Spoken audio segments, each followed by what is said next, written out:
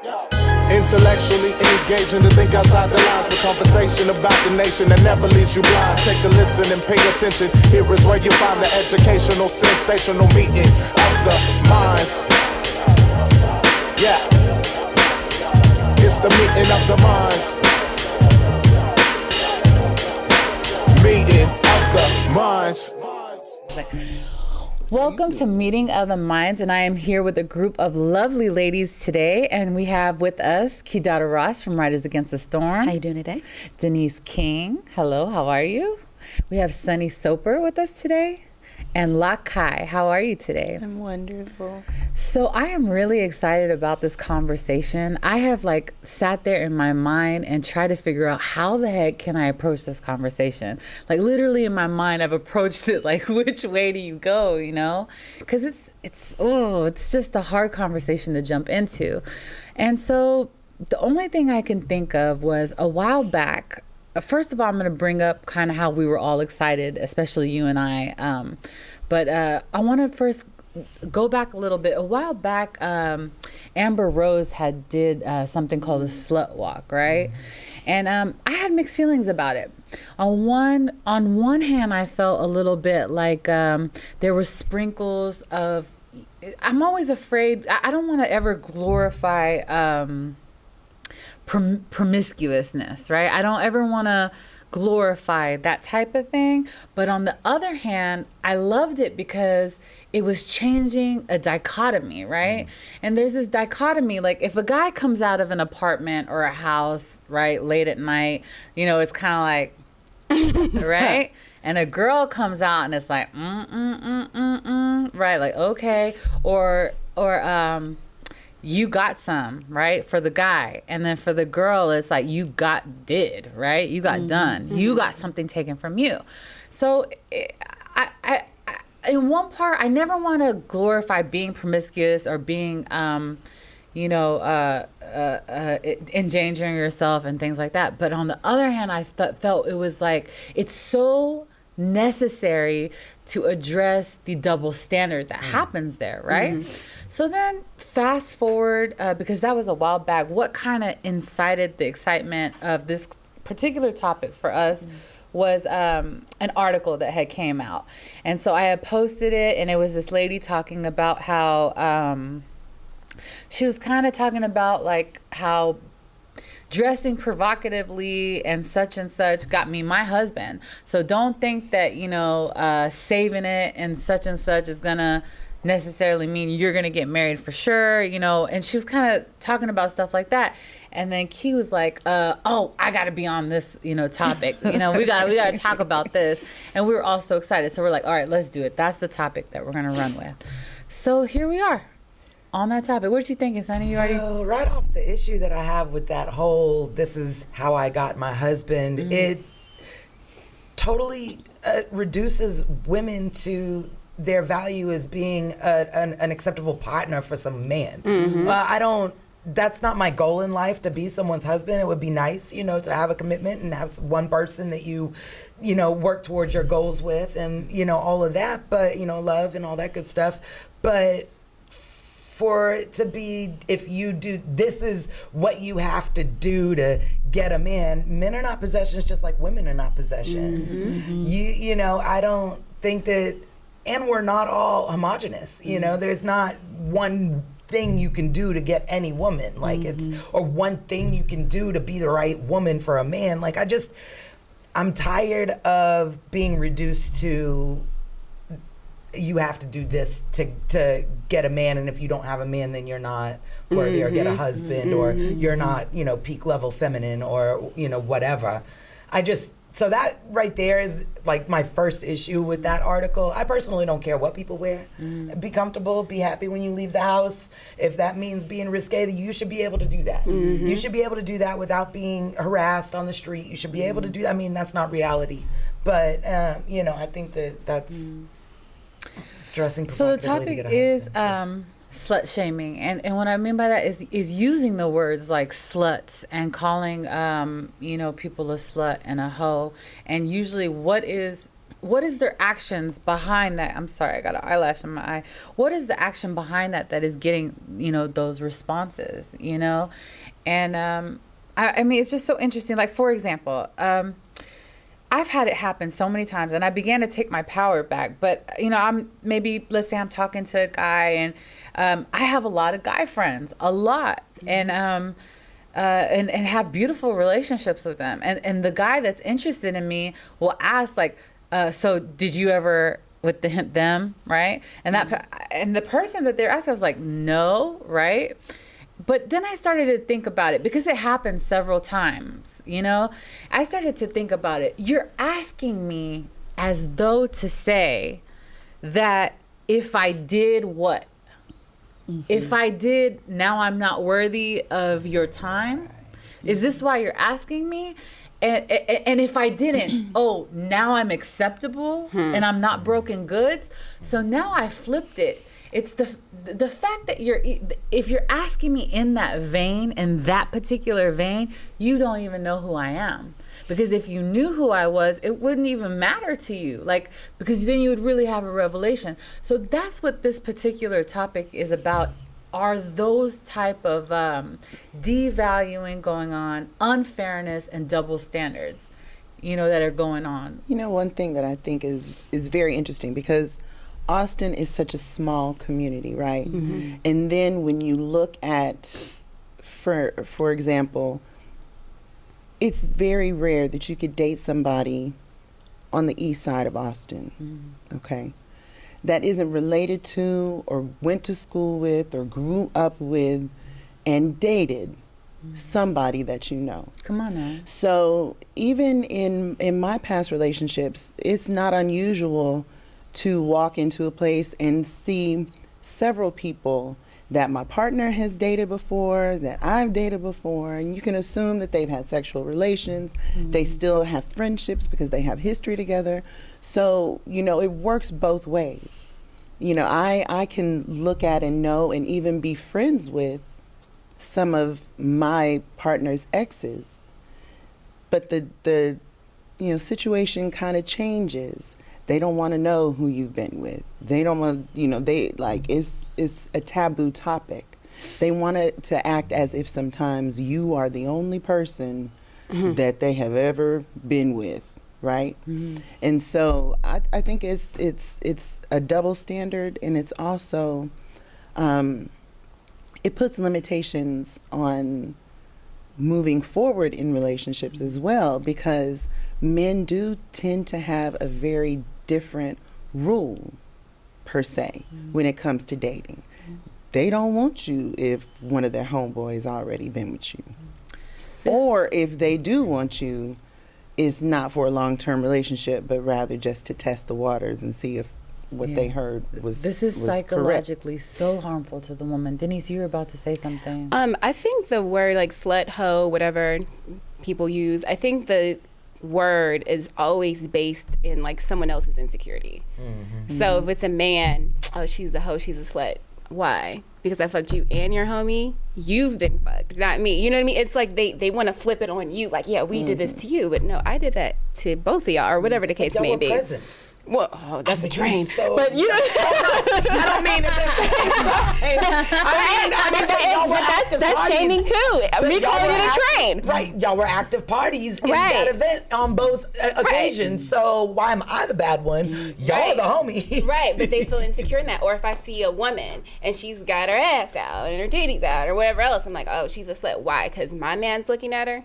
Because the dude I'm feeling's looking at her, now she's a slut. It's always based in someone else's, insecurity. It's never like really what that person's actually doing, as so much as like you feel away because you feel insecure about whatever it may be. Right. And that's why it sucks to me a lot. It's so hard to understand what is it that the world wants. In one area, they're like, embrace your sexuality, be free. You have people like Cardi B or whatever who's very, very openly sexual type vibration, right? Mm-hmm. So then if somebody does walk in that vibration, now you're going to degrade her and shame her. So this is psychologically like, what the heck? In one vein, you are celebrating sexuality of a woman, but then when in actuality in the real world she might try to do so, now you want to humiliate her and belittle her. What are you thinking, Key? Like, I was Erykah Badu had said when she had done her window seat music video and she got into all that controversy, she had said, you know, when someone wants to use my almost nude self or complete nude self to sell beer, that's perfectly fine to have you be in a bikini, jiggling, what have you, if you want to sell a product. But if I want to use that same form to communicate something more profound and something that's completely exclusive to my experience, you know, hold the phone. So like for me, it becomes a conversation about, you know, power and what is power and how does that power unfold itself and how does it articulate itself and who has the reins around it, you know? So like for me, I kind of see society, period, in a place that's devoid of, this particular society, devoid of like a lot of feminine guidance and feminine structure, you know? So in that sense, when we're looking at, okay, let's say you want to walk out butt naked. That's cool. That's whatever. Slut is not required to do that, but are you in a state of power when you're doing that also? Right. What is the motivation behind it? And know that everything is energetic. How does that kind of like reverberate back to us? And are women really talking about semantics, or are we talking about our states of power? Like, and when we're talking about our states of power, you know, how is a male counterpart involved in that? Like, even when we're talking about slut shaming and stuff, like a guy's perspective for me is not even that critical. It's not that, you know what I mean? Like for me, all of this is about our particular state of power and what that means when we're communicating it outwardly. You know what I'm saying? so I want to backdoor and piggyback. So I was going to bring in Miss Badu at the end, kind of tail end of the conversation, but Key's so good at going straight to the root and the heart of a thing. So we're there already, right? So we're going to go with the fluidity of the conversation. And so she's bringing up something. She's talking about women's power, your own particular power. It's like leaked nudes versus released nudes. Yeah, and there's such a difference. And one thing that she's saying is so profound that I just want to zero in on it. If a woman has 2 or 3 baby daddies, the society considers her what? Maybe a goddess. But Miss Badu, Sloppy. no one Society. sloppy, but Right. no one Sloppy. dares call Miss Badu. Miss Badu has 2 or 3, I believe. I think it's 3 She has baby 3. fathers. No one ever looks at her through that vein or that lens. But why? Could it be what Key is talking about here? Is that walking in that power, and that it's almost that when someone says you're a hoe, you're a slut, and they label you, and you're like, shame, and you accept that shame, Right. that the world will stamp you with that label. But no one walks away feeling like that about Erykah Badu. She has 3 baby daddies. Most normal people out here, if they had 3 baby daddies, they would allow that. But her power and her vibration says, I'm not going to let you label me. I'm not going to let my decisions or whatever they be in your eyes, good or bad, you define who I am. And even if you think that I made a bad decision, if you think that I did, I'm not going to let that label me. No. Right? And so that's so profound what you're saying. You don't see anyone look at her as a hoe, or I haven't. I don't know anyone that she has respect, right? And honor. Sunny, I saw you kind of fixing your mouth. I don't know. I think something that struck me, I go through my Facebook memories on a regular basis, you know, because I like to see my growth. And I have seen some posts where I was like, well, maybe if you covered up, you wouldn't have to, you know what I mean? And I'm like, that's the power of the patriarchy that, you know, we were talking about before we started filming, is that it even seeps into the people that it's most detrimental to, but it does affect men as well. I mean, it affects men, but not in the same ways. Like, men don't get slut shamed, but there is a huge difference between, Like, look at the frenzy that's created when leaked nudes or somebody leaks somebody's nudes and it's nefarious and it has malicious intent, versus when a well-known star does a nude layout, you know, in a Playboy or something like that. Then it's the names, then it's the this and that, you know. But it was okay. I mean, that's what Kim K got, you know, famous from, was a sex tape, you know, that was leaked. But then when she does more risque layouts, you know, naked in the sand or what have you, then she's, you know, this hoe and that, you know, and everything. And but that was her representation of her physical aesthetic that she was in control of the release of. When the woman is in control, you know, technically, we don't know who's really in control, but I'd like to think that she was in control of releasing that likeness, and you know, but then she's attacked. You know, like you were saying with Erykah Badu in the window seat, and it's like, but even about your post about showing certain things, right? One woman can show the same amount of cleavage as another woman and be received completely different. Exactly. So it goes back to the energy and the motivation, like that Key was talking about, right? It's very imperative, and to know yourself, and to know the same dress can be worn by one girl and it look completely classy. Yes. And on someone else, the term trashy. It would look trashy possibly. But it goes back also to how she's wearing it. How is she wearing it? How does she embody it? How does she carry herself within it? Right. The same plunged dress on somebody with their back, you know, straight and with a certain vibration giving off will not maybe come across as a certain enticing a certain feeling, you know? And these are so important to talk about because people want to make everything into, you know, you can't do this and you can't do that, right? But it's bigger than that. There's if you really want to walk in truth, it goes back to motivations and what is this really about? And it's so just mind-boggling. So, you know, in some areas, yes, what you put out there is what you're going to get, you know, but sometimes it has more to do with frequency and energy.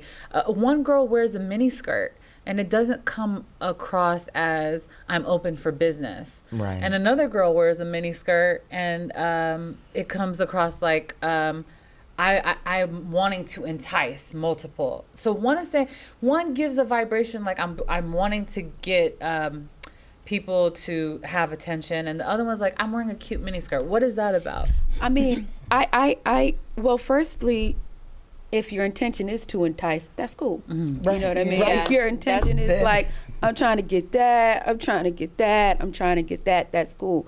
If you're in a state of power, you know what I'm saying? Because promiscuity, I think sometimes in this culture right now, it's just like, you know, you're sexually liberated if you're promiscuous. That's a sexually liberated person. I'm like, no, it's not. Come on now. You know, you can be if you're in a state of power, but being promiscuous doesn't automatically mean that you're in a state of power. If you're operating from a state of trauma, if you're operating from a state of patriarchy, if you're operating from a state of confusion, that's not sexual liberation at all.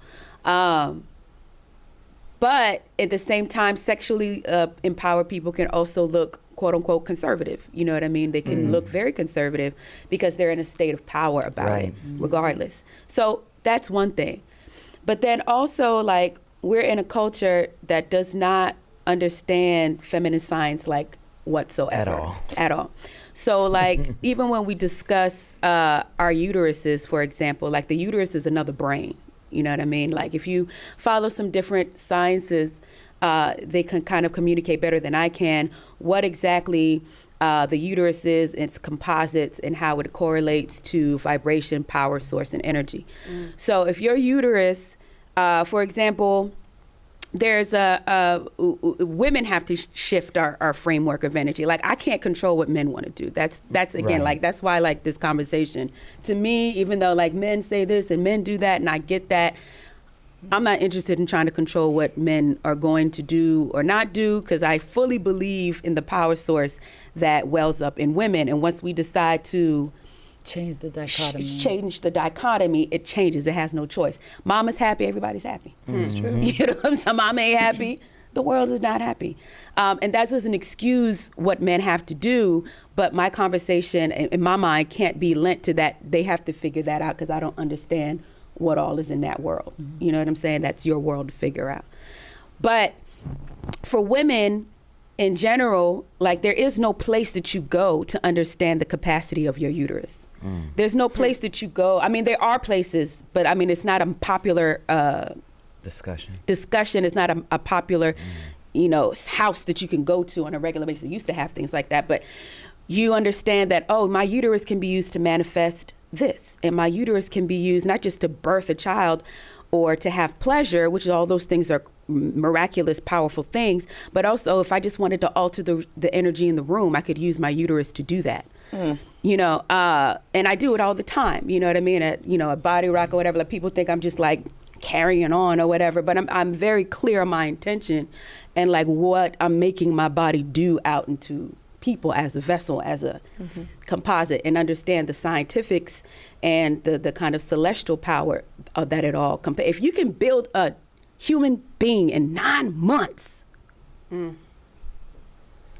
complete skeletal structure in place, nervous system in place, limbs, legs, DNA codes, brain, stem, particles, nails, feet, everything in perfect order. If we did that, when we do that in a laboratory, we're like, oh my gosh. Oh my gosh. That's not necessarily the level that we operate at as women when we consider ourselves. We make it a very political thing, and that's fine, it has its place. But when we talk about the power of your complete celestial gift to really build, you know what I mean? The only other being that has created a human being is God eternal. So for you to be able to have that capacity, it does not make men inferior, however. Like I saw a post the other day, and this lady was just like, and someone was like, men were really just women first, and then you turn into a man when you're nothing, get over it. You know what I mean? I'm like, well, God would never call something they created nothing. Like that's kind of where we at, unfortunately, as much as when we love to call that empowerment. It's just like this blasting, and not really kind of like understanding how much we can construct as women with feminine science, but we don't even understand the capacity of our uteruses. So the imbalance is it's going to be there. It's being pro on the back of anti instead of being pro for the sake of being pro. That's right.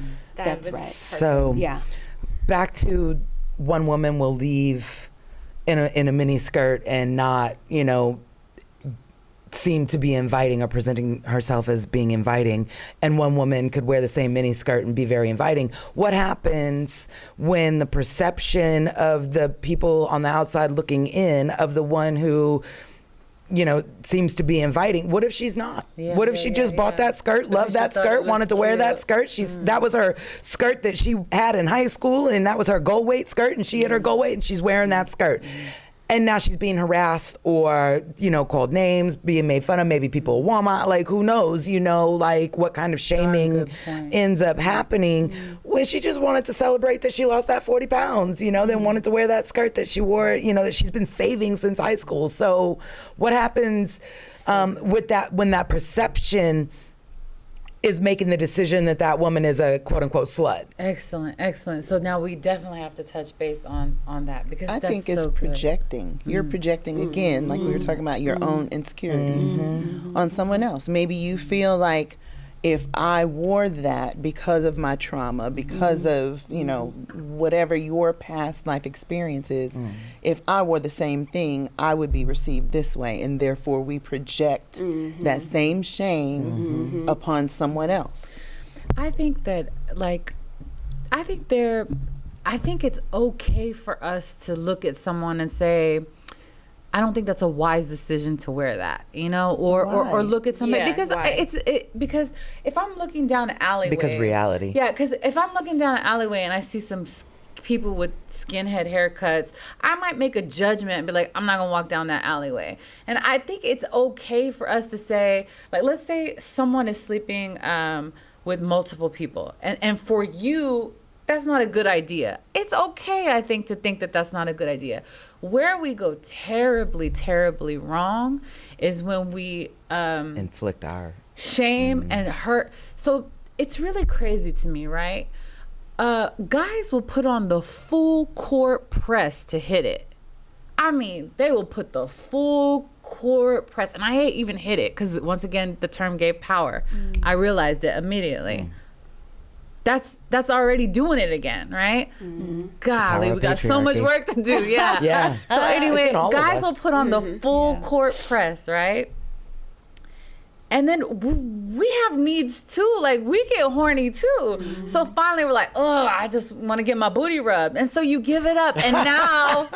And now, you know what I'm saying? You're the one that, or what if a girl made a bad decision? Like, what if they're like, so you and Mike used to be an item, but you've grown way past Mike, right? You're like, oh, yeah. right? Like, you've grown way past Mike now. You know what I mean? But what are you saying? What is it you saying? I can never grow past something, right. or I never somebody. Or what is this saying? Let's say there's a female out there, and she let's say Mike put the full court press on this girl, and so finally she's like, okay, right? And then she find out Mike was a loser later on, and so now she meets Chris, and Chris is like, wait, you used to talk to Mike? Oh, well, okay then.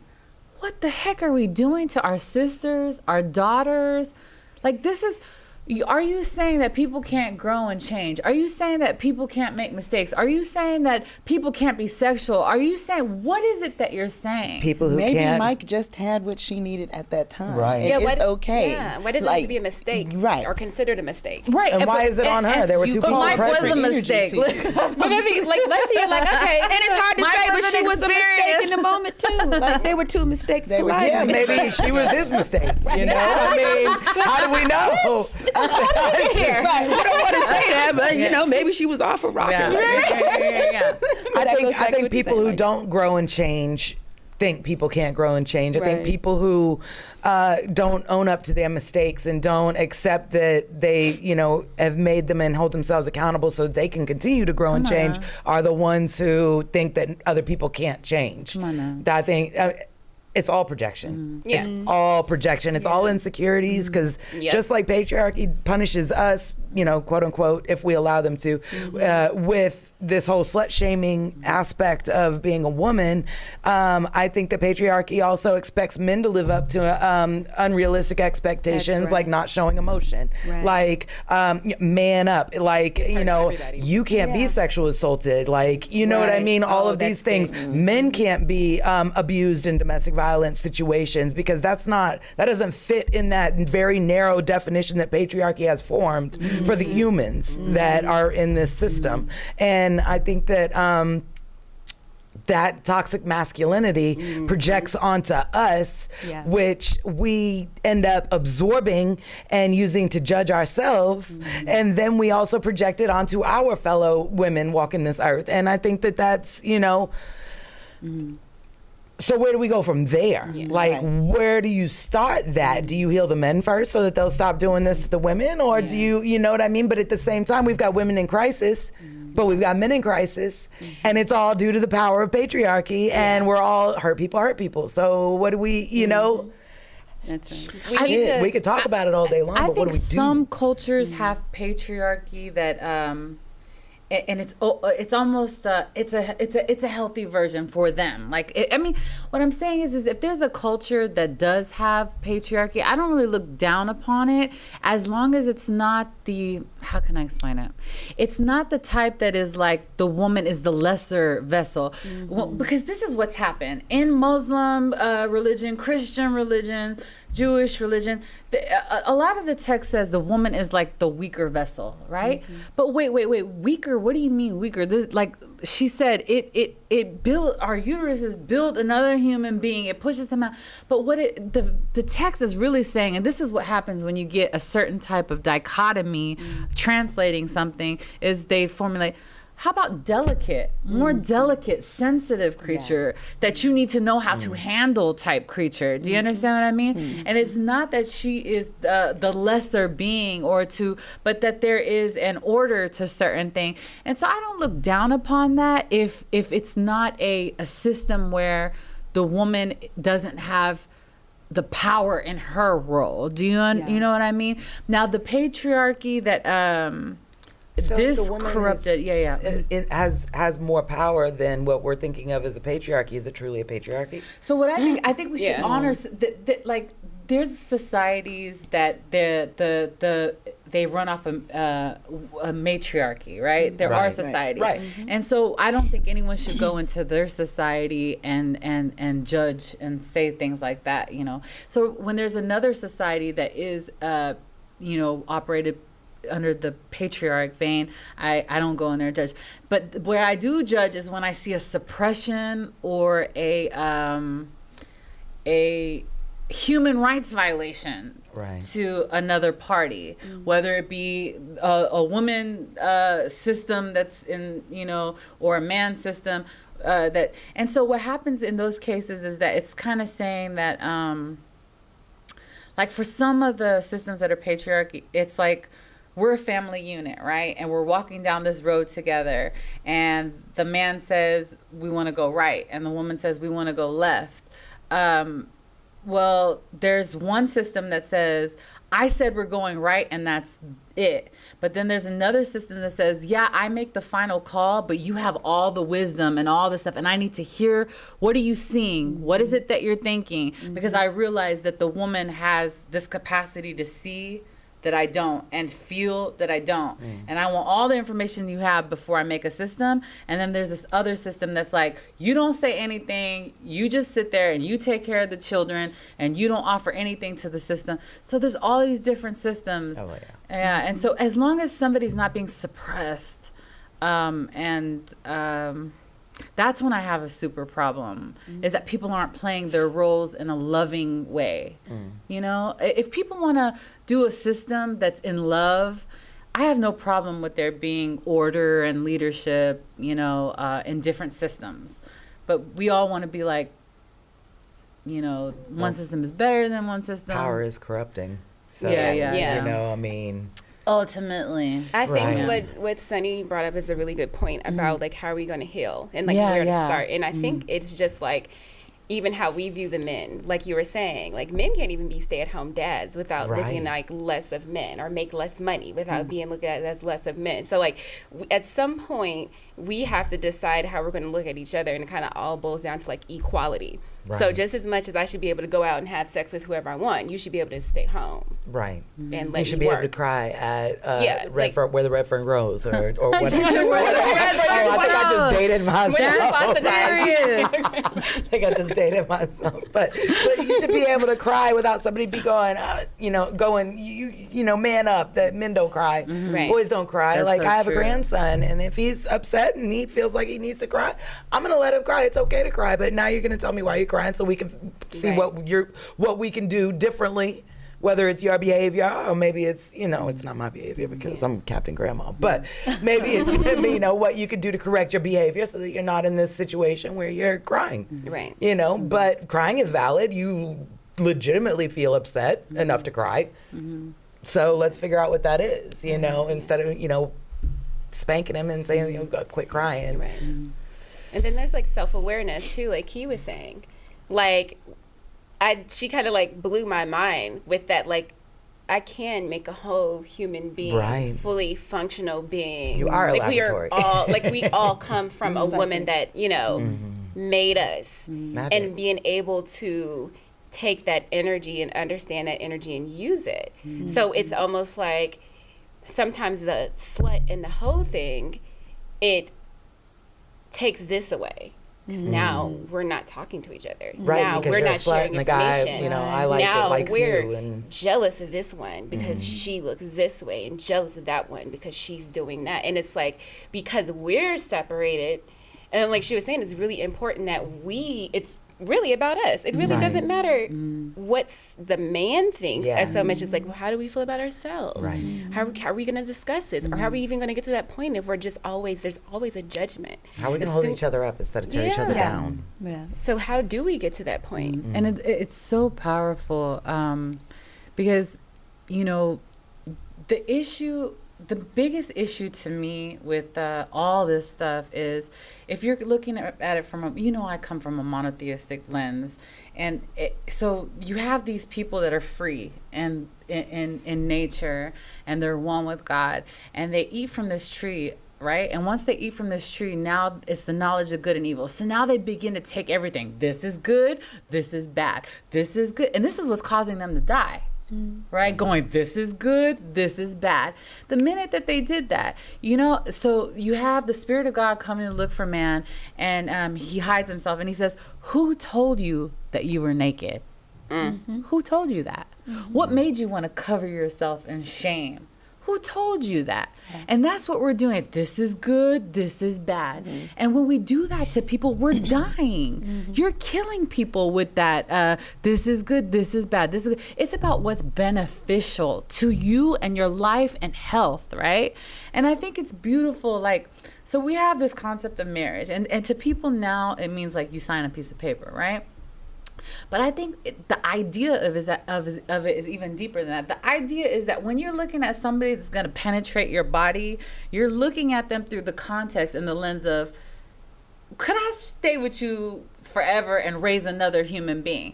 And if the answer is no, you probably shouldn't be blending your spirit with that person. Absolutely. The whole idea is that this person's spirit is so on fleek.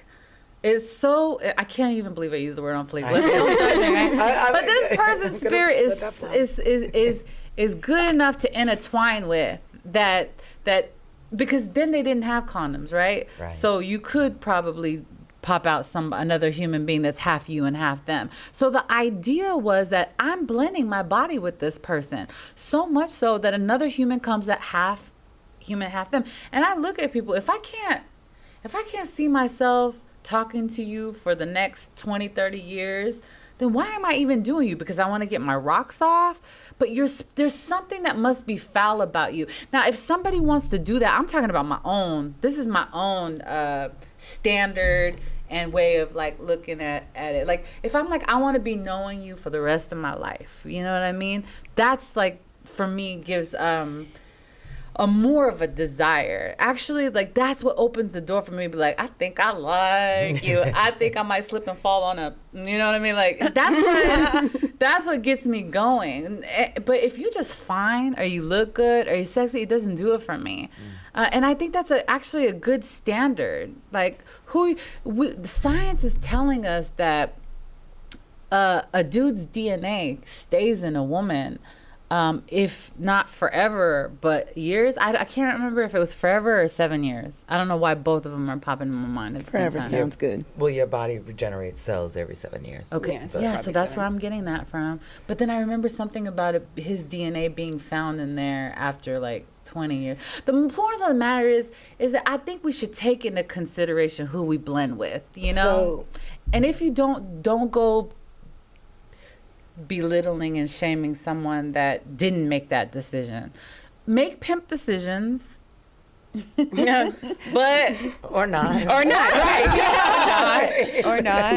This is what's interesting though, because we're also speaking from a lens that every woman's desire is to be married. Right. Ding, ding, ding, ding. So that's what we're trained. Let's But what is married? Pull back from goes that. Because, we can all stay in the Church of Badu for hours.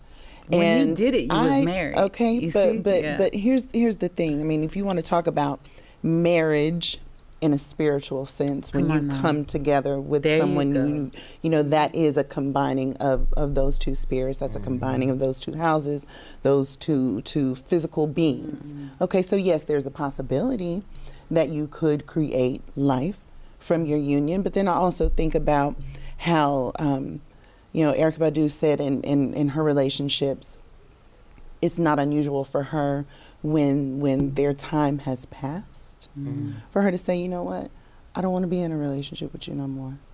And her spirit moves on to the next. There's nothing wrong with that. I think that we choose who and we choose how to love them. And in at different points in our lives, we may want to give and receive different things. And so I can have a lover that I've maintained for decades who gives me something that no one else can. It does not necessarily mean that I want to marry him. It does not necessarily mean that I want to create life with him. It just means that there's a healing going on within my uterus whenever we are together.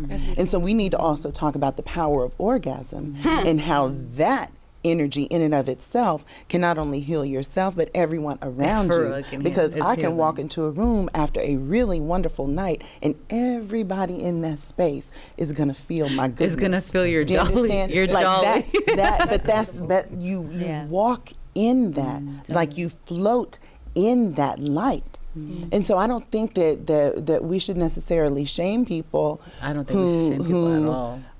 Choose to be like Mike may have it going on, and he may not be the perfect partner. Financially, he may not be very responsible. He may not have it all going on, intellectually. But something about his spirit, something about the way he touches you, something about what he ignites in you, is a goodness in and of itself. And so we can't discount that.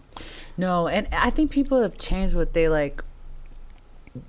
People think marriage now is signing a piece of paper. Everything's become so Europeanized and legalistic. Everything is legalistic. If you don't got a contract, then you ain't got nothing, And I don't think it's so much like that. But there is something beautiful. I think it is a wonderful work unto God to come into union with somebody, marriage, when your spirit intertwined with somebody, and once you do that, be able to maintain that throughout a lifetime. This is why I think it's a wonderful work unto God, because you practice patience, long suffering, forgiveness, like to the uppity max. And I just think it's a good work. You know what I mean? Now, is everyone able to do it? No. Should they be shamed for it? Oh no. Sometimes you need to let go and move to the next. Even, if you're looking at Christ, he's like, he runs up on this woman. He's like, you have 5 husbands. Was he talking about paper? No, that means your spirit is tied to 5 different individuals. We have soul ties, And so that's a different kind of concept, is when you tie your soul to people, And I just that shaming thing, that, oh, it didn't work out for you and that person, no, sometimes you need to pack up and move on. What is marriage? A piece of paper? I think we got it all wrong, That's how you tax it. Exactly. Money. I think sometimes a lot of it boils down to people not understanding how to do what you just spoke of. Like, we don't have to be married. I can understand how I'm giving my energy to you. And like, I think my issue with promiscuity per se isn't that you're having sex with whoever. It's about protecting yourself. You know what I mean? And so if you can protect yourself and have the power, like he was saying, because it's all about the power. Right. If you have the power, that means you're in control of what's going on. That means you know who you're exchanging what with. And in that case, then I felt like, hey, have a ball. But at the same time, it's just having an understanding of who you are and what you're doing and who you're doing it with and how that affects you. Because a lot of people, like, I lost my virginity when I was 24. So I had a clear understanding of what was going on. And when I'm exchanging my energy with somebody else and now I'm feeling this way and I don't understand why I'm sad. I don't understand why I'm upset. Oh, I just exchanged energy with someone who probably exchanged energy with who knows how many people, and it's not the people in terms of like you just had sex with a lot of people. It's like you just took on all that sadness, depression, and that is so real. If people don't think that's real, they're wrong. Yeah, so it's spiritual transmitted disease. Yeah, spiritually transmitted diseases. I think it's a matter of like knowing what's going on, like with that, and I think that's the issue, and I think that's what creates what you're seeing on people, why you want to call them a hoe and why you want to call them a slut and why they're troubled. And you just that's the troubled look looks like that. Yeah. And you don't know that's the troubled look. You call it the slut look and the hoe look because that's the category they put it in. That's not what it is. Like, you don't know what they're dealing with. You don't know what's going on. Maybe the only time they're feeling good is when they're physically in some kind of something, because that's the only time they feel something. And like the orgasms you were talking about, I feel like a lot of people they're not having orgasms. I'm under the belief that you can't even have an orgasm with someone that is not coming to you with a certain kind of intent. You may have felt good on that, but you didn't have an orgasm. I know women in what I their mean? 40s who have never had, and when I'm talking about orgasm, like, there's a very a big difference between a clitoral orgasm and a uterine contractual orgasm. There's a big difference. And when I say there's a healing going on, like, you talk about women who are multi-orgasmic. It's like these waves that come, but with each and every wave that gets bigger and spreads wider, I mean, it starts to vibrate outside of you. That's why I was saying, like, you can encompass this entire room with that. And it is the most amazing, and it is the most clarifying, the closest, some would say, this is when you start speaking in tongues orgasm. And there's no joke about that. I'm not trying to be like, this is for real. This is how we communicate in God language. Correct. Okay? So it's very important, like you said, to know who you are combining yourself with. Very important. Because who you talking to is also very. If I had the courage to maybe have a one night stand, if I kissed somebody that I didn't know, I'm thinking I'm dying from the swine flu for like 2 weeks. I'm not even lying. So in that regard, the backside of this, the slut shaming thing is that we shame sex also. Ooh, right. You know what I'm There we saying? go. You know what I'm For saying? women. Period, in my mind. You think? Yes, Yeah. totally. Elaborate. Totally. So what I mean by that is, I understand what you're saying. There's like, for men, it's totally cool or what have you, right?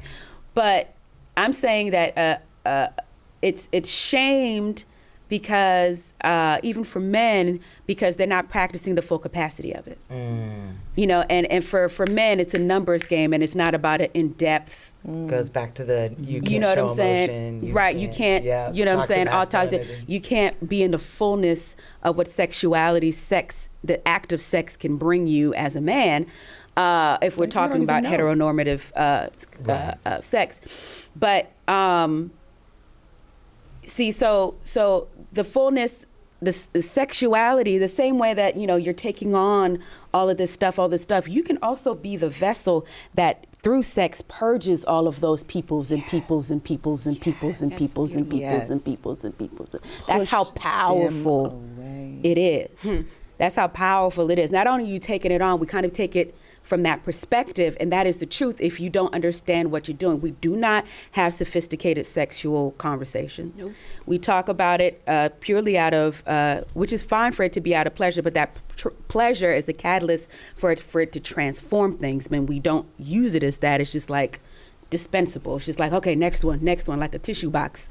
You know what I mean? And it's so much more than that. So there are people, if you can train yourself, like Tantra, and there are different masters that understand that having an orgasm heals your organs.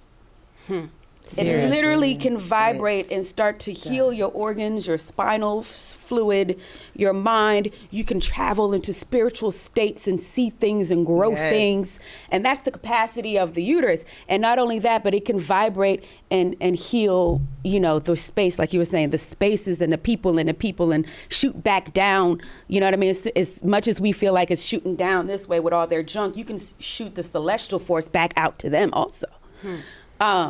And that's the capacity we have, but we don't operate as such because sex has been shamed to a certain degree.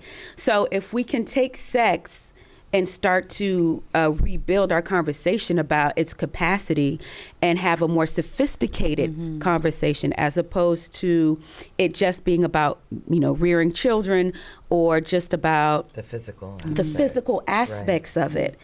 And then, like personally, I really don't see any shame in prostitution. I don't either. And I think it should be legal, and they should so that they can get their health care and their Right. income taxes and be a legitimate job. Right. And they get their monthly tests or weekly tests. And that's on a political level, right? Right. And then there's, which doesn't necessarily mean that I think all the people that are practicing prostitution should, because they're not in states of power. Yeah. You know what I'm saying? Oh no, absolutely. Right. Well, that would put them in a place of power because then they're an independent contractor. I mean, on a political level, but Right. let me continue. So, if you have the same way that you receive training as a doctor, you receive training for X, Y, and Z, you should be able to receive training in the sexual arts and be able to receive it as a legitimate place, like any other modality. If you are, I know people who practice sex, and I'm like, you have no business being anyone's sexual practitioner because you are so not interested in healing yourself. Right. You're not taking this and you're spreading spiritual STDs because you have not taken the time to be real about what's going on within you and activate the celestial pipeline through sex and how that heals people. So you don't even have to physically have physical contact with somebody to heal them sexually if you can get on the level. But we don't even talk about sex on that level. You know what I'm saying? It could all just be this. No, you And can sexu- totally have sexual energy that can make someone aroused to completion without even really doing much. Totally. Right. And I agree. Like, I disagree about prostitution being a beneficial lifestyle, but I do totally agree with both of you on the fact that it should not be It shouldn't be illegal. Illegal in any it shape, should be an form, or option fashion. if that's what that person would like to do with their lives. If that's what they want to do, enjoy. they shouldn't be let me incarcerated clarify. over it. That's yeah, for sure. let me clarify Yeah, that yeah, I don't yeah. necessarily believe in prostitution, but because it has this particular the way whatever it's defined now. What I mean is, if you are actually taking sex as a serious work, that it actually does have the capacity to heal people. So many men, going back to patriarchy, they can't feel anything. They've Right. been told not to. They've been told not to. They From can't feel this big. anything. And so with the feminine's capacity for her ability to feel and to be sensitive, she can literally activate that within him again. And she can request that he not need friction to feel things. And like she can present, and like it's like she can build an orgasm within herself and present that over him and allow that. And we don't have to ever penetrate. You don't have to ever penetrate me, but you are a sex practitioner in the highest order, not just turning tricks. That's not necessarily what I condone. I don't condone that. I'm talking about you being a sexual practitioner and us elevating the idea of sex being as sacred and being as sacred a modality as any other healing capacity that we put on the table. And you know, we have different viewers, and I have friends of all genres and different faith systems, so I always try to take what they say and translate it through a funnel that can be received. And you got to hear what your brothers and sisters are saying and try to find a way to identify with it. And how can you find similarities, you know? And so what she's saying is that you don't even have to penetrate or even touch physically to use this sexual energy. So at first, people might be like, oh, what is she talking about? But if you look closer, people describe sometimes the love of God as a feeling of ecstasy. That's like right. pure ecstasy. There's even read the ecstasy of Saint Teresa, where she felt the love of God so powerfully that she could only liken it to like 1,000 million orgasms because it just felt so amazing. So sometimes if you don't understand what someone is saying, maybe they're just not saying it the way that you understand it, but open your ears to hear them and receive them. And sometimes you might just flat out disagree, but we hear one another. And sometimes I might be in a place or someone else might be in a place where they haven't grown to a new. Some of us might be like, I didn't agree with that, and then I found myself 2 years later agreeing with it. So people who are watching, go easy on, anytime you're watching Meeting of the Minds, go easy on the people. We're just having conversations and exploring our minds. And so leave room for our humanity, is what I'm saying.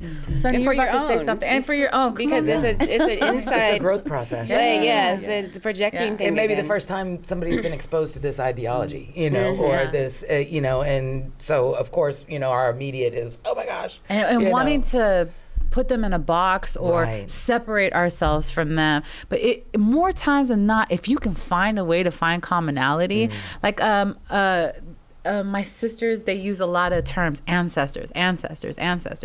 A lot of Christians will immediately, want to shy away from that or draw a separation. But then if you look at the text, there's times that you see that they're I saw 2 other people with them. I can't remember if they say that they saw Moses with them or Abraham with them. Wait a minute. Like, you can find commonality or try to find out what they're saying. But we don't do that very often.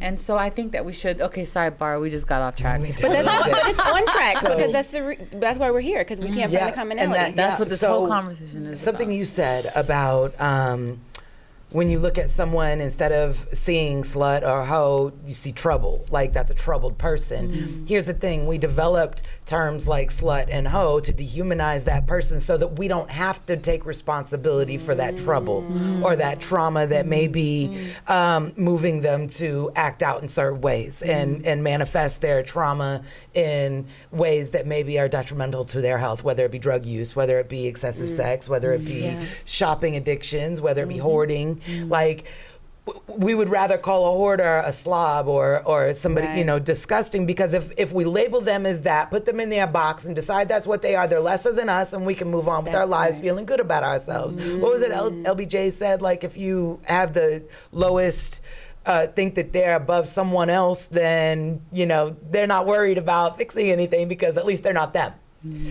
You know what I mean? This terrible paraphrase of a general quote. But, it's the same reason we have racial epithets. It's the same reason we have things to shame other, people's ways of life, things to shame other people's choices in fashion and, how they spend their money. Like, it is none of my business. If you want to spend all your little money on a Bentley, I don't care. I don't have to pay the note. And like they say, what you eat doesn't make me shit. So, I think that a lot of it is people searching for ways to fill the holes of their insecurities by standing on the backs of other people so that they can't get up. You know what I mean? And picking out the one little thing that maybe, makes them feel better that they couldn't buy a pair of new shoes for the last 2 years or whatever. I'm just trying to think of things. I don't know. But that also made me think of something when you said that. So it's okay. If you want a woman with a low body count, that's okay. It's that's none of your okay. business, No, actually, here's the unless thing. you No, want to, actually, that's okay. You want someone with a low body count, that's fine. Do you have a low body count? Right. And that's Are you that's giving the what you thing. expect? It's like you can't turn a hoe into a housewife, but are you a hoe? Do you Like, have a in house? those terms, because what does hoe mean, right? Like, what? Say it again. Do you have a house? Come on now. Right. You got a house to put a hoe in. And it's those things that it's imperative because, see, the reason why I'm bringing this up is because in my culture, one body count is too high. One body count, you are disposable. If a man divorces you, you are Below. just that's Shell. Yeah, that's it. If he leaves you, and there's no divorcing for you. You cannot divorce. He can divorce you, but you would really, really, really have to prove, like, you would have to bring witnesses upon witnesses to say that he is abusive in a major way, and even then might not go so well for you. But that's why it's so detrimental to me to change this dichotomy, is because from where I come from, one body count is too high, and you're used goods, you're broken goods. So let alone two. or 3? 20. 20. 55. And what are you saying? Are you really saying that if a woman was a porn star, she can't Grow and change. Grow and change into a different She being? can't be Something. called a human. She can't be raped. She right. can't be Or what- assaulted. Right. She can still be a mother. She can still be a Or wife. that if That's she's a right. porn star, she doesn't It's have a anything job. else to. What is it that you're saying? We have nothing else to fight. So now I've taken my power back, like you said, sis. Is that if you even ask me, like, so did you sleep with him? Why? Because I want to know if you did or not, and because maybe if you did, I don't want to talk to you. Bye. The fact that you're even asking me makes Right. me not want to talk to you. That's I right. literally had it happen where a guy asked me about it, and I had not slept with the guy that he was questioning me about, but I refused to answer because normally if you didn't sleep with them, you're like quick to be like no, but if you did, you're like I don't know, you know what I mean? I'm saying, but if you know, right? I was like, the fact that you even want to know, the premise is saying that if I did, you don't want to talk to me anymore. Right. And if I didn't, now I'm good. I'm okay. I'm clear. You missed it, boo. You missed who I am. You don't even see it. Because if you did, it wouldn't even have nothing to do with nothing. You We would all see. have past though. Like, so, I'm walking into Is there a something with virgin past. sitting at the table? Right. Like, I'm walking into something with a past. You're walking into something with a past. I'm not going to hold your past against you especially if you learned and grew and you continue to grow. We're all works in progress. We're all dusty, And we all find out, different things, about each other. And, you might have, everybody has something. But go ahead. What were you going to say, Kai? Say please. When you were talking about this, I just got this image of a creek and how when the water runs over all of those beautiful stones It gets smooth. and how they smooth them out and they become refined from the passage of time, the passage of the power of the water, right? And that's kind of how I see any relationship in your life. Any person that comes in and out of your life is shaping you in such a way. So it's not even so much about did I move past Mike. I don't know why we're talking about poor Mike. Figurative. I'm trying to think of like have I ever Mike. bailed a Mike before? I don't want anybody to get it twisted. But you, Mike. There was no mic. There Just for was no- clear, there was love no you, mic. But yeah, each and every person that comes into our life is going to shape us. And Octavia Butler, says this so well.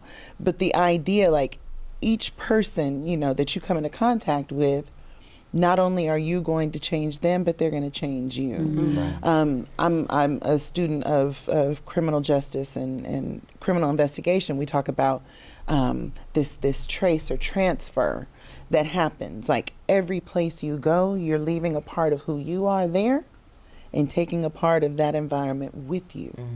And so no one is going to be, just because you have let somebody else penetrate you physically, that's no different than my friendships or, my relationships within my family.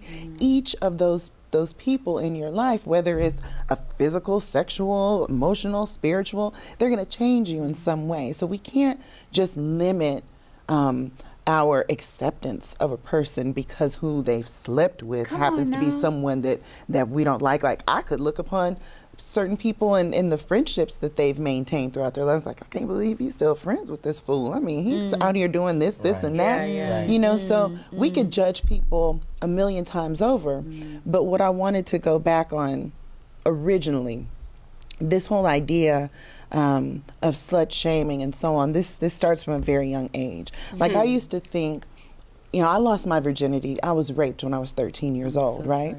And it's not even something I knew the situation that I was in. I had a crush on a little boy. I was like, ooh, I'm going to go and hang out with them. But I was still, even though in my mind I thought I was in control of the situation, I was not in control of the people that I was around, right? So trauma aside, because that seemed like a lifetime ago.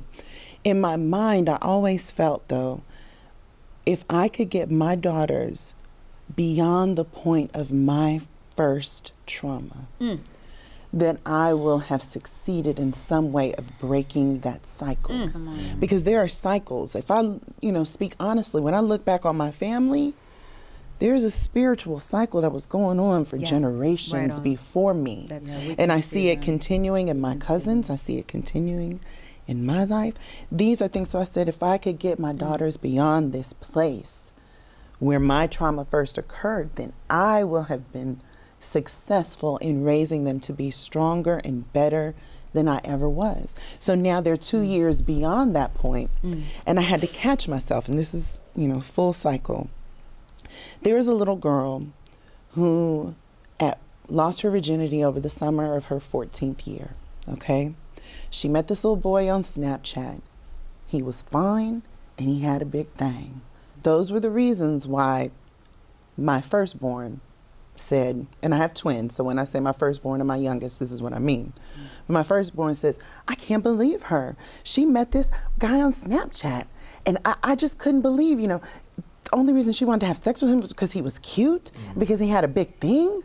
And I'm thinking to myself, that's why I kind of liked such and such. Max was cute and he had a big thing. When I was 14, I had already been sexually active for a year, okay? But then my youngest said, what does it matter who she wants to be with and how many times? And just because she's having sex doesn't mean that I'm going to be. She deserves to have a friend just like you. And I thought about how my energy had splintered off into each extreme. I'm raising each extreme of my personality. Wow. So even though I wanted to say, well, I don't want you to be friends with her because she's running. Because she's 14. But you know what? let me explain this. When I was out in my young days, because of the trauma of being raped, I acted in a very, now, looking back, I acted in a very typical way. You can either become so repressed or you can become that's very highly true. promiscuous That does happen. in order to try to reclaim that power that was stripped from you. Right. Yeah. So I would have sex with whoever. I would walk into a room. I would be like, you know what? I want him, or him. And I would take whoever I wanted. And I thought that gave me power. That's right. I didn't have my first orgasm until I was 19. And baby, I have not looked back. But let me explain to you that my best friend at that time was someone who was not like me at all. She was heavy on her faith. She was not sexually active. She was a goody two-shoes girl. And she loved me in all of the ways that I was out there in the world. She accepted me for who I was, and she is still my friend till this day. So when I look at my daughters, I had to catch myself because I was just about to, how dare you being friends with this little girl? Because I know where that little girl's mind was. I haven't told my daughters about my past because, there's a time and place for everything, and I try to keep things very age appropriate for them. And there will be a time when we can have these conversations, right? But since kindergarten, we've talked about what does it mean to be in a loving and open relationship? What qualities do you think makes you a good wife? What qualities make you a good husband? What do you see for yourself? When do you think it's good for you to start considering, marriage or sex? And so my daughters have these very clear visions of who they are and how they want to live their lives. And that's so And I important. have to be open and accepting of that because, again, when I was talking about projecting my own perception, this is what it means. You must be troubled or trauma, and I don't want your trouble or trauma rubbing off on my kids. But I was trouble, and I was trauma. And had it not been for my friend who was loving and accepting of me in all of those ways, I would have never been smoothed over. I would have never been healed That's right. through those relationships. So this is really powerful commentary and just so, heavy. And it's so important for us to shape the way that our children's minds are being framed while giving them an opportunity to be themselves and explore their ideas. So I commend you for protecting them and guiding them, which is so absolutely needed. We're coming to the end of the show. So if you have final thoughts, go for it right now. Sure. you fixed your mouth to say I something, was and just then we'll go gonna to Key. thank her for trusting Sharing your that, daughter. yeah. You trust her, Right. and you trust yourself that you've given her the information that she needs. Because I had the same exact situation. Her tears are. I was her eyes are your welling up a little daughters. bit, I had a friend but she had been through so much, and she had been raped, and and I'm like, don't hang out with her. You're a bad influence, and she doesn't know the whole time. I'm like, come on, don't do that. You know what I mean? Like, and it's just beautiful that you can trust her and then not judge that girl. And then when you caught yourself, you're like, no, I'm not gonna do that. That's beautiful, because that's what sisterhood is. That's what this whole entire thing is. That's the reprogramming. Yes. Wow. Like and like I grew up with brothers. And this is my final whatever. I grew up with brothers. I have a real hard time trusting women because of their relationship with my mom. And so it's hard for me, like sometimes with women, like it'll take a while for me to kind of get to that, but she knows because it took a second for us to because I'm scared. I'm scared of women. You know what I mean? I do. And that shouldn't be. That shouldn't be. I'm sorry, Charles. We're gonna have to take probably another 20 minutes on that note. Good. Charles is in the back. That's who I should feel the most safe with are other women. And so for us to be able to have this discussion is just healing for me. And I pray that it's healing for anyone who's going to hear it, because we need this. We absolutely need this. Some of the things that were said, I learned so many things just in this conversation. It just opened me up. And then now I can go forward with my life and have relationships with women and not have a guard up and not feel like they're going to hurt me or not feel like they're going to do this and just heal myself. And I think, maybe the mother-daughter relationship is a big part of how we can get past a lot of this too, so... Thank y'all. Thank everybody for everything that you've brought to the table today. It's beautiful, and I appreciate being able to learn and take all the information in. So. Well, most of you will probably be back for other conversations. Key, you wanted to say some closing things. Yeah. So we were talking about slut shaming, but there's I didn't know we were close on time. And we might not be. Just go okay. with the flow and be free to. Yeah. So there's the other extreme of slut shaming, where people don't feel like youth need boundaries. So Erykah Badu got in trouble on Twitter. It was a whole thing because she said, no, I'm not sending my daughter to a school in a miniskirt and spaghetti straps because the boys will be attracted to her, et cetera, and it is a distraction to boys. I'm paraphrasing. And people were like, you're slut shaming your daughters.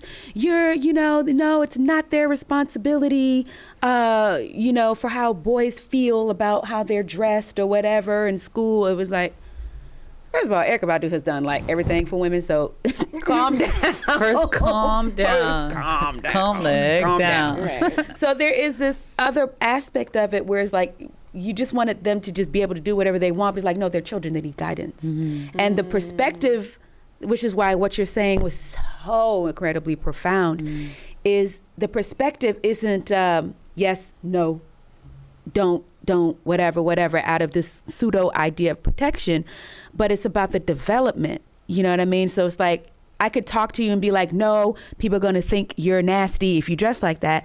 Or I could be like, you have a lot of power. And until you understand how to navigate that power, Right. That's exactly it. That's a different. that's a very different conversation. Until you know how to navigate that power, until you understand that you can't control what other people want to do, until you have a perception, and let's just also be honest, it's okay. Be honest. The girl wants attention too. Stop playing. You know what I mean? Of course you do. What's wrong with that? First of all, so she's surrounded by all her friends. When she's surrounded by all her friends and all young people, that's how they do. They want attention, and it don't act like she's not. That there isn't an aspect of us as women that Right. to dress like that for attention, because there's Human nothing nature. wrong with attention. It's wonderful to Human have nature. attention, right? It's human We nature. thrive It's- off of it. There's flowers. Flowers don't hide how beautiful they are. Peacocks You know what I'm or saying? whatever Peacocks, have whatever. you. It's natural. The sun doesn't cower. So there's also the responsibility of everyone who wants to put out this slut shaming agenda, that they also have space for certain boundaries within that. It's not like do whatever you want and people should just accept you for doing whatever you want. No, there is a certain training and a certain education and a certain practice that has to go along with understanding the power of what you're emitting. You know what? That also ties back into when you were talking about how someone carries themselves with what they're wearing. Because I had that same conversation with my daughter. You know, she loves to wear shorts. She loves tank tops. The first thing I do when I get home is take off all my clothes. And it only, you know, once they were like 4 or 5, that's when they said, Mommy, you need to put something on. I'm like, oh, okay, whatever. But when I'm at home, I like to be, I like to be without clothes on the majority of the time. And so, you know, my daughter, I have one who is just like me in many ways. And the other is kind of like my, you know, very conservative, like my mother in so many ways. And so I walked this fine line with them. And I had to have that conversation with her. She's like, why do I have to put this on just because Uncle's coming over or Papa's coming over? And I said, well, baby, I'm just trying to prepare you because it's not really about what you're wearing. There's nothing wrong with what you're wearing, but until you are of an age and of a skill set to be able to protect yourself when these certain dangers may come, because I know there's some men who have no problem grabbing women by the pussy. Okay, there are some men who have no problems saying all kinds of craziness to you just because you have ignited a passion within them. And that's fine. They can do whatever they want. But I need to know you can work these bows. I need to know you can work this mouth. And I need to know that you can run. Okay? And that's just, you know, until they're old enough or have the emotional intelligence to actually recognize when they are in a dangerous situation. If not, wear what you want, walk where you want, do what you want. I can do and say whatever I want, go in any environment that I want to and feel safe because I know who I am. You've had the training. We were giving our closing arguments even though we're not really closing yet, especially because, and then you'll be the final one to do, because now I have another thing that we didn't touch on, and it has to be touched on. So those in the production room, just bear with us as we keep going. It's a necessity. So no matter what, no one should ever force themselves on a woman in any shape, form, or fashion. Or man. Right? Only thing that causes rape is rapists. Period. Is there a place, though, that a woman has to take responsibility for? Yeah, Sunny, Sadly, touch on it's it. a reality. Come on. It's a reality, but at the same time, you could argue that it's not, because women in sweatpants with no makeup on, and I mean, what provocative outfit is a 6-year-old wearing? You know, should they not wear, you know, shorts and a t-shirt to daycare? You know, that was my experience. So what was so provocative about a 6-year-old at daycare? You know, what could that 6-year-old have done? And someone brought up a really good point a while back, saying don't wear this, don't act this way, don't do these things is like saying don't rape me, rape her.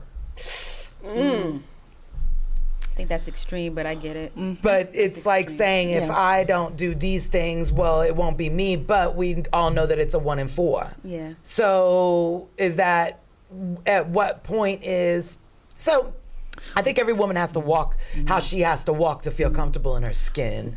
What about a guy will label you? Do you think that is that true? This goes to the article again, that if you were wearing a certain outfit, then you are labeled under a certain classification, and if you weren't wearing a certain outfit, then she's classy. And so the men who feel that way, aren't they projecting their idea of what a good woman versus a not good woman is onto that woman? Because if I wear something that I've been saving since high school that I got back into, back to the, you know, the gold skirt or whatever, the gold jeans, like everybody has something in there, you know, because we're women. And me wearing it is a celebration, but his perception of me wearing it is that I'm open for business. It's poor sex education. Because we're taught, Yeah. this is a penis, this is a vagina, you do this with it, this is that. This is and how it it should be works, like, and hey, boom. you're going to see some ass and some tits. You're going to feel something in there. That's okay if you get hard. However, it's not okay for you to then touch her without her permission. It's not And appropriate. that's the problem. Like, I should be able to walk outside butt naked. We aren't the ones who should be retrained do necessarily. Right. We all do, because again, we can't control what somebody Right. else does. So Right, we always right, have to right. be aware of that. But I should be able to walk outside naked Yes. without being raped. However, that's not the case. So what we do need to be aware of is when you walk in a room, do you know where the exits are? Right. Can Do you know how to use these bows? Yeah, do you know how to use those bows? Do you understand when somebody is looking at you a certain way, what Right. that even means? I had to learn when I was 8. I And was how like, to oh, use it's your time power. to understand this Yeah. now. And Yeah. it's time for me to Yeah. go. Yeah, knowing when it's time to go. I knowing when it's literally, time to Up, let's go. because I've worked in the prison system for so long, I'm not saying that I can't be taken off guard, but there's an energy dynamic that you can suppress sexual energy. And it's so simple stuff. Like, let's say a man is looking at you with these eyes that are like, I'm undressing you right now and I'm doing you in my mind, those eyes, right? Like, literally, you can, like, hey, brother, how you doing? You doing all right? And I can't even explain it. Just Absolutely. and put the fire out and extinguish it.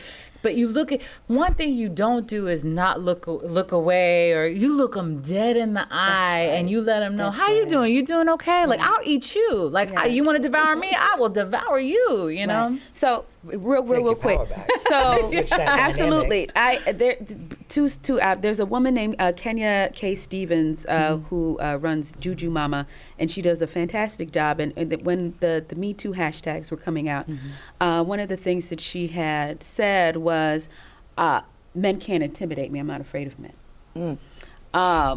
And she's like, I was in a club and this dude grabbed my behind. I just turned around and I grabbed his nuts. And I said, when was the last time someone cared about you?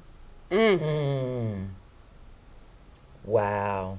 Talk about bust them in the grill. Right. When was the last time somebody cared about you? I was walking down the street one time, walking my dog or whatever it was. It was dark down the street, and this dude saw me walking down. He was a kid. He probably maybe was 16, 17, but he was disturbed.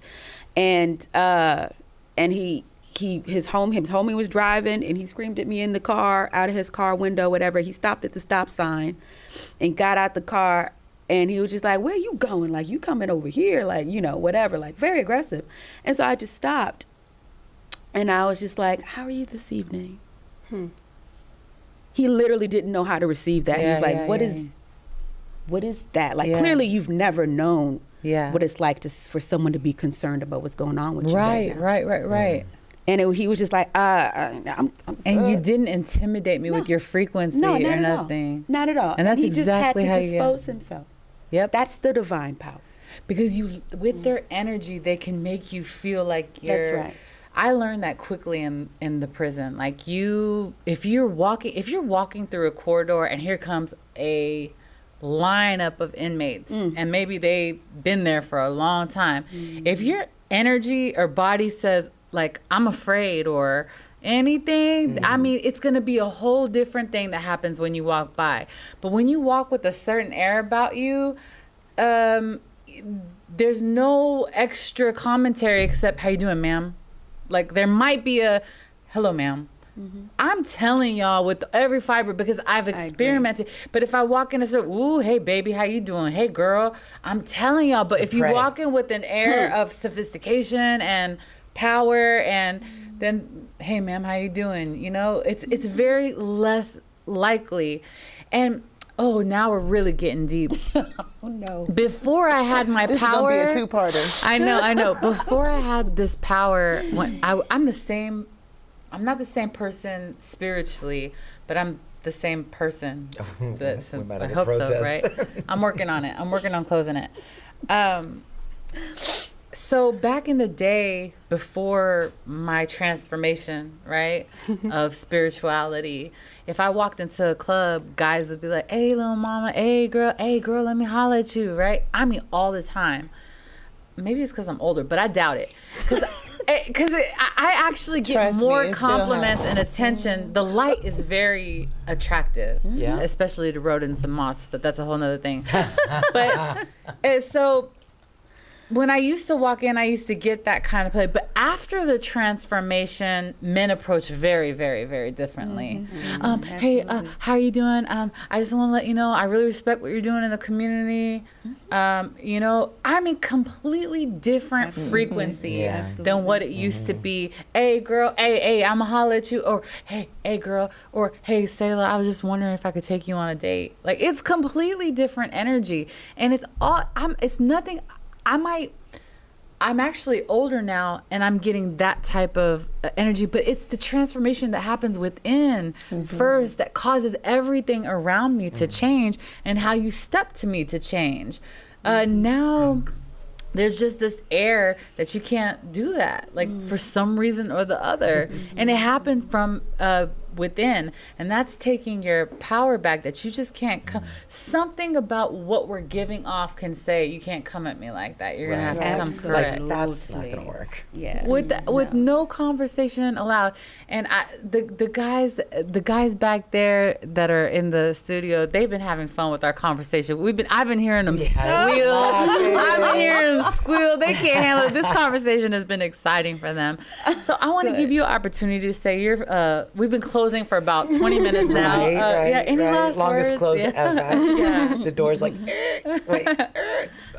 So I just want to, I guess the sum up that I'm walking away from this with is to be, continue to be mindful of what I'm projecting onto other people. Yes. From my own experience or from my own perception of what I've decided their presentation is, when instead of taking their presentation at face value, instead of taking what people say at face value, what, people's actions, like what I'm walking away with is to be more mindful of.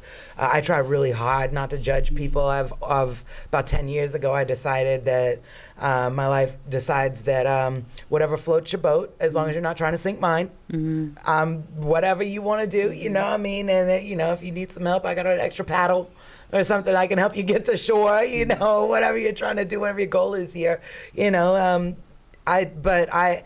So I try very hard to be mindful of the level of judgment I'm projecting on other people due to my own experiences. And that goes for men, that goes for women, that goes for children, parents, that's, sex workers, that's, whatever, paralegals, like it doesn't matter, just being mindful of what I'm deciding about other people without full information on what the truth is. Yeah. So.